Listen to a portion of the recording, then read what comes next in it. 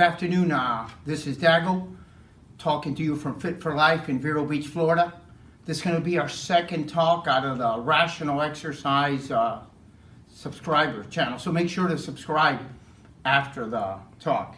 Now, just to mention, I will use some index cards because I'm going to be talking about exercise science. This is not fitness jargon, so there might be some points that I overlook or forget, so that's why I have my index cards. What we're going to be talking about today is actually about the essence of exercise, or what is at the basis of exercise. First of all, exercise has to stimulate a buildup, a growth. So we're going to push aerobic, steady state activity to the side. All that does is break down tissue. So we're talking about stimulating growth. And how do we do that? We're going to mechanically load up the musculature. Now, what do you have to do to mechanically load the musculature? What you need is what we call meaningful load. Light and heavy are relative terms, but we need a load that is significant enough that when you gradually contract your muscle, it starts to build up tension. So that's what we want to do. We want to generate tension on the muscles. That's the stimulus for strengthening. So it's very important that we load up those muscles mechanically. Now, I'm sitting on a Med-X medical lumbar extension machine. We are into the computer age, so we're not going to use any free weights. They don't offer variable resistance. They don't offer balance resistance. You waste a lot of energy and resources merely balancing the weight. So we use the best equipment under the sun. This machine shows the force output as you're actually doing the exercise. Now, not only are we going to mechanically load up the musculature, we're going to apply the force very gradually and smoothly, and we're going to use a low velocity lifting method. Why? Because we want to keep that muscle under tension.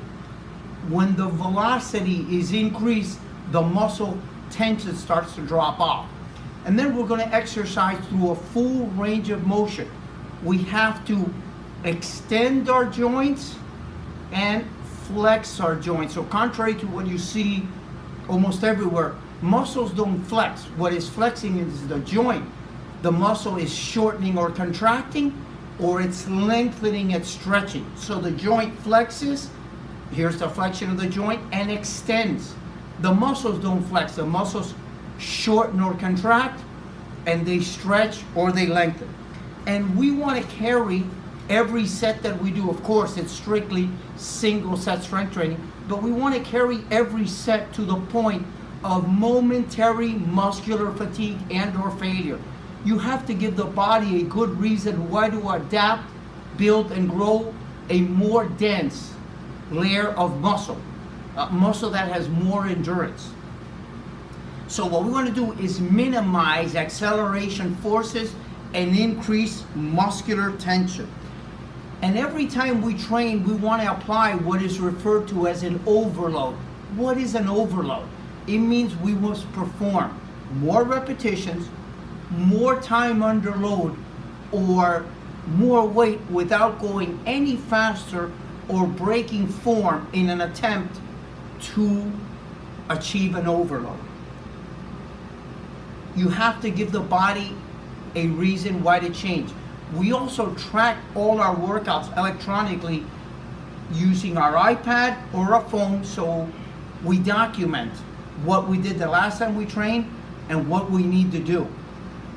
We don't believe in variation in exercise. We might do an A, B, C routine, but then we go back to an A routine.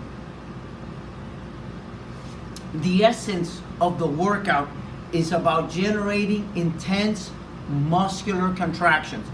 So we're not going to use any pump, any jargon. I've been a natural bodybuilder since 1994. I competed from 88 to 92. I used a fair amount of performance enhancing drugs at that time. I would not recommend it to my worst enemy. I was a young man. I was dumb and young. They're not worth it, and the side effects are very damaging. So that will end our second video. Look forward to seeing you on the third. Now remember, push on the subscriber button underneath. Thank you.